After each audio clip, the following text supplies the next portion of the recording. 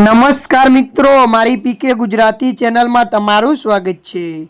મિત્રો, દેશ દુનિયાની તમામ તાજા ખબર સૌથી પહેલાં જાણવા માટે અમારી પીકે ગુજરાતી ચેનલને સબસ્ક્રાઇબ કરી નાખજો। મિત્રો, અત્યારે હાલ આસારામ બાપુને લઈને એક મોટા સમાચાર સામે આવી રહ્યા છે। જી આ મિત્રો, આપને જણાવી દઈએ કે આસારામના હંગામી જામીન ના લંબાવ્યા, હાઈકોર્ટનો ઇનકાર। જી આ મિત્રો, વિગતવાર આપને વાત કરીએ તો બળાત્કારના દોષિત આસારામના હંગામી જામીન લંબાવવાનો ગુજરાત હાઈકોર્ટે ઇનકાર કર્યો છે। કોર્ટે જણાવ્યું કે રાજસ્થાન હાઈકોર્ટે તબિયત ગંભીર ના માનતા જામીન લંબાયા ન હોવાથી ગુજરાત હાઈકોર્ટે અલગ નિર્ણય લઈ શકે છે।